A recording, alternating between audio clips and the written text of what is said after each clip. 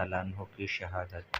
جب سیدنا عمر رضی اللہ عنہ کو ابو لؤلؤ فیروز مجوسی نے نیزہ مارا تو آپ رضی اللہ عنہ کو دودھ پلایا گیا جو پسلیوں کی طرف سے نکل گیا۔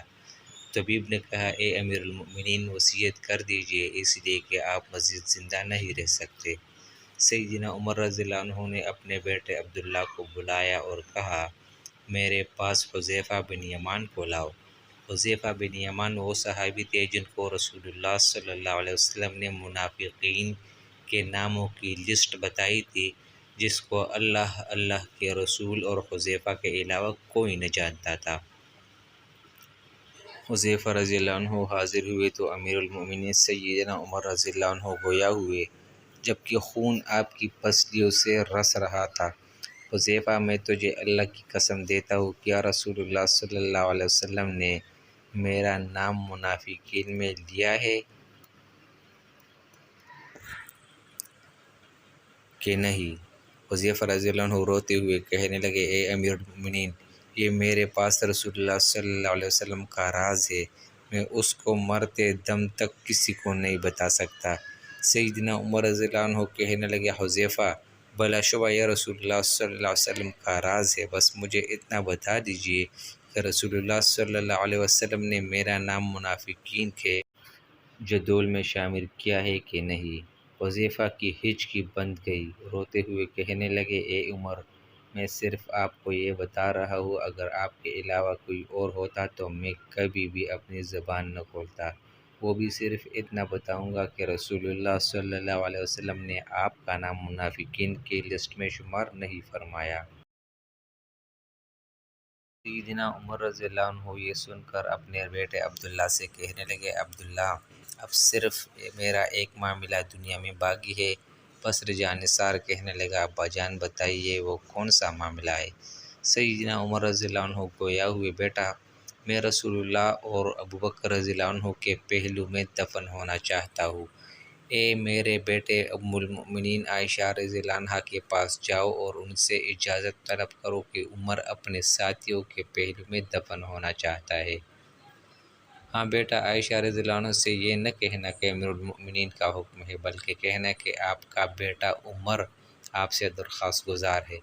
ام المؤمنین عائشہ رضی اللہ عنہا کہنے لگی میں نے یہ جگہ اپنی قبر کے لیے مختص کر رکھی تھی لیکن آج میں عمر کے لیے اس سے دستبردار ہوتی ہوں۔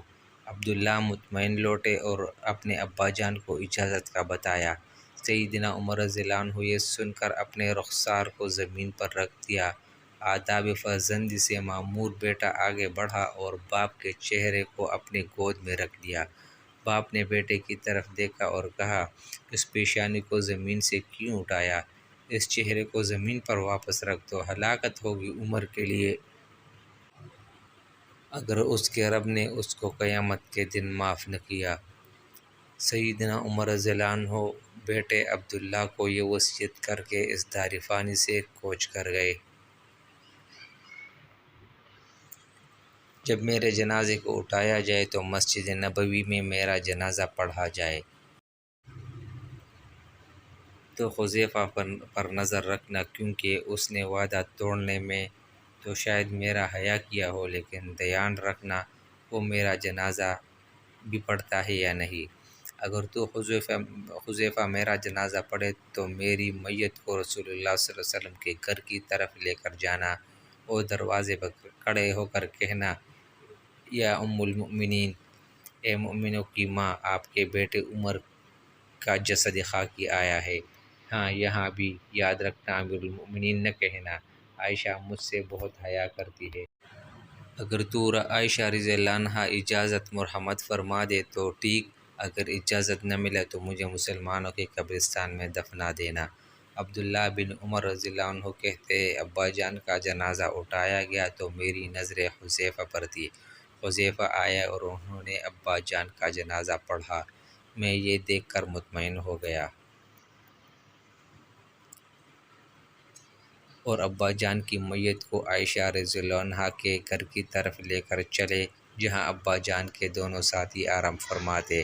دروازے پر کھڑے ہو کر میں نے کہا اماں جان آپ کا بیٹا عمر دروازے پر کھڑا ہے، کیا آپ اس کو دفن کی اجازت دیتی ہے۔ اما عائشہ رضی اللہ عنہا نے کہا، مرحبا امیر المؤمنین کو اپنے ساتھیوں کے ساتھ دفن ہونے پر مبارک ہو، رضی اللہ عنہم و رضوا عنہ۔ اللہ راضی ہو عمر سے جنہوں نے زمین کو عدل کے ساتھ بھر دیا، پھر بھی اللہ سے اتنا زیادہ ڈرنے والے، اس کے باوجود کہ رسول اللہ